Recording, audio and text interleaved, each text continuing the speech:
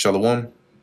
First and foremost, I want to give all praises, honor, and glory to Yahweh, Bahasham, Yahweh Shai, Bahasham, Recha Kodash. Double honors to the elders and the apostles of Great Millstone, and peace and blessings to the elect. And today we're going to go into the book of Deuteronomy, the 31st chapter. And Moses went and spake these words unto all Israel, and he said unto them, I am 120 years old this day. I can no more go out and come in. Also the Lord hath said unto me, Thou shalt not go over this Jordan. Go out and come in, meaning I can't lead you, going forward. The Lord thy God, he will go over before thee. All right, so the Lord commanded Moses, as he already told him, you're not going to cross that Jordan. You're not going to step foot into that promised land. So Moses is telling him, look, the Lord is going to lead you. He's going to go before you. And he will destroy these nations from before thee, and thou shalt possess them. And Joshua, he shall go over before thee, as the Lord hath said. So the Lord is with you. He's going to destroy your nations, the nations before you, and you're going to take over their land. And Joshua is going to lead you. And the Lord shall do unto them as he did to Sihon and to Og, kings of the Amorites, and unto the land of them whom he destroyed. And the Lord shall give them up before your face, that ye may do unto them according unto all the commandments which I have commanded you. Right? That is to completely destroy them off the land. Be strong and of a good courage. Fear not, nor be afraid of them. For the Lord thy God, he it is that doth go with thee.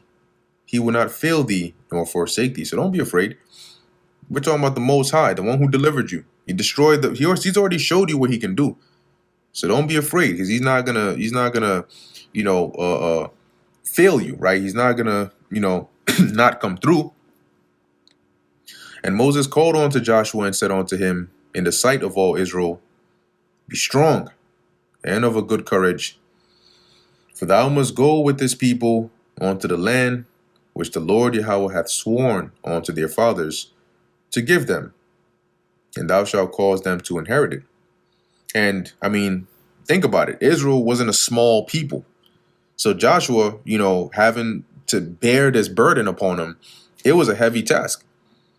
But that's why Moses exhorted him, and so did the Lord.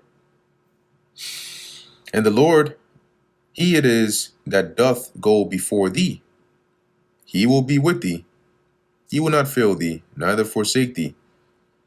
Fear not, neither be dismayed. So don't be afraid, don't be discouraged, because the Lord is with you. And Moses wrote this law and delivered it unto the priests, the sons of Levi, which bear the ark of the covenant of the Lord, and unto all the elders of Israel. And Moses commanded them, saying, at the end of every 7 years, in the solemnity of the year of release, as we read a couple chapters ago, the year of release, in the feast of tabernacles, when all Israel is come to appear before the Lord thy God, in the place which he shall choose, thou shalt read this law before all Israel in their hearing. So every 7 years, every 7th year during the Feast of Tabernacles, when all Israel comes to the place where the Lord chooses, you are to read all the law before them.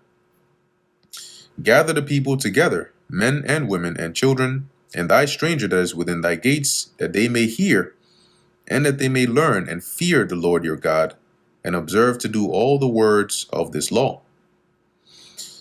And that their children, which have not known anything, may hear and learn to fear the Lord your God. Right, because they weren't there at the time the instructions were given, but they would hear it and they would learn it, right, alongside it being taught to them, at home and everything.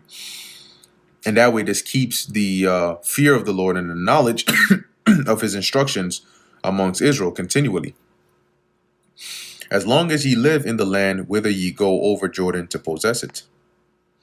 And the Lord said unto Moses, behold, thy days approach that thou must die. Call Joshua and present yourselves in the tabernacle of the congregation, that I may give him a charge, that is a command. And Moses and Joshua went, and presented themselves in the tabernacle of the congregation. And the Lord appeared in the tabernacle in a pillar of a cloud, and the pillar of the cloud stood over the door of the tabernacle.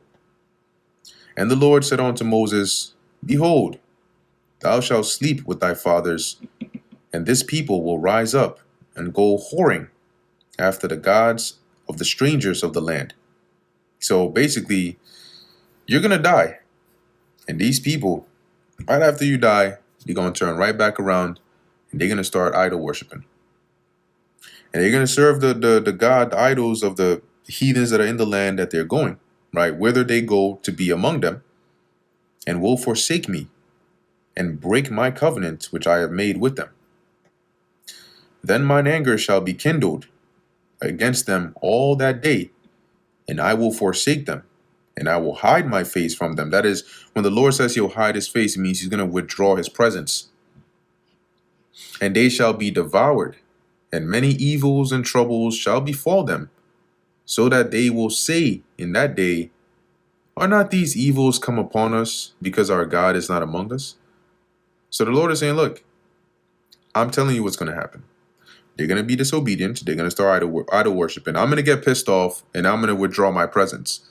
And that's going to include my hedge of protection.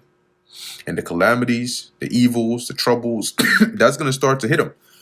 And it's going to be so bad upon them that eventually they're going to stop and realize, damn, this is all happening because the Lord is not with us. And I will surely hide my face in that day for all the evils which they have wrought, and that they have turned onto other gods. So because of that iniquity that they're going to do, I'm going to hide myself. I'm not going to make my presence felt among them to deliver them, to help them. No. Now therefore write ye this song for you and teach it the children of Israel. So the Lord was about to give Moses the lyrics to a song that he was supposed to teach, that actual song, to Israel. And it would, as we're about to read, it would be a witness against them. And it was really a prophetic song, right? Which the next chapter goes into.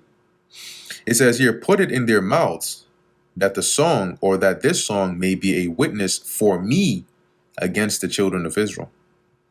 So this song, right, which it's going to go into in Deuteronomy 32, right? Their disobedience, what would happen to them, eventually the judgments the Lord would bring, how he would draw himself back and forsake them for a period of time, but eventually how he would have mercy on them, and then judgments, right? And it would be a witness because they would sing it within their generations. And when they start to go off and they start to get judgment and they start to go through the same things that the Lord said they would go through, they can't turn around and say, oh, we didn't know. Or, oh, why is God doing this to us? Because the very same song they've been singing from generation to generation is testifying against them that you knew the songs you sung. Literally, the lyrics tell you what would happen if you go in this wicked way. And that's exactly what you're doing.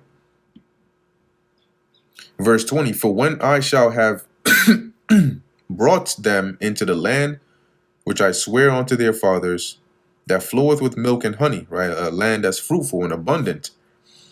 And they shall have eaten and filled themselves and waxen fat.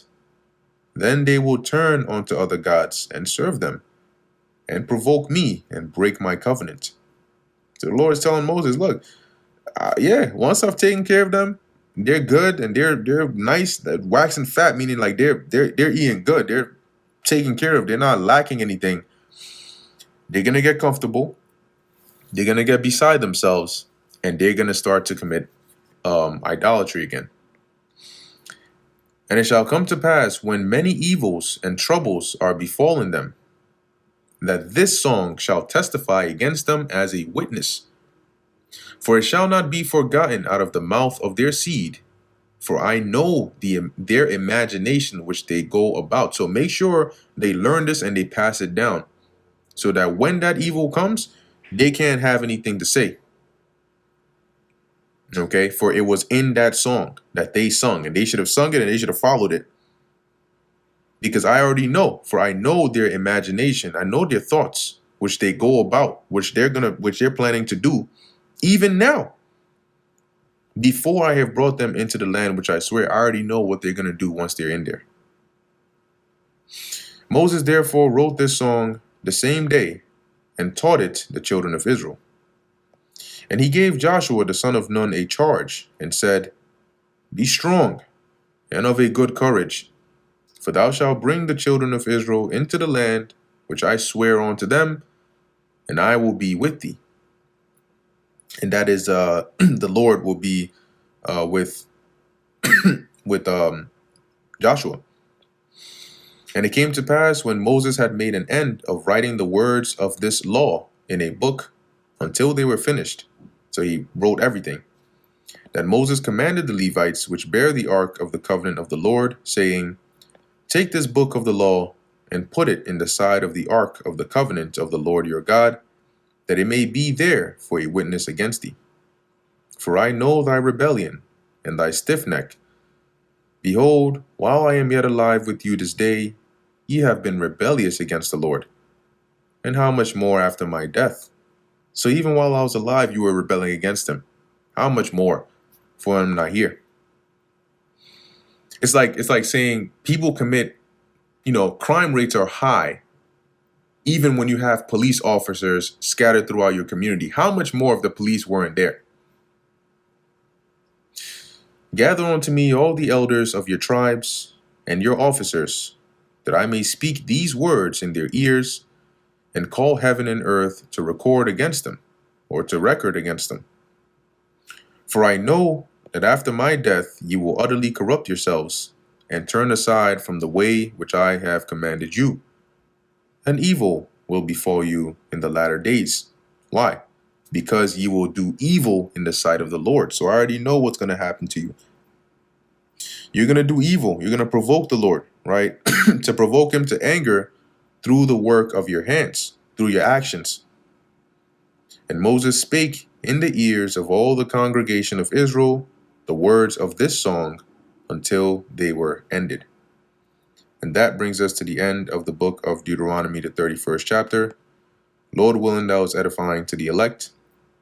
In closing, I want to give all praises, honor, and glory to Yahweh, Bahasham, Yahweh Shai, Bahasham, Rachah Kodash. And until next time, Shalom.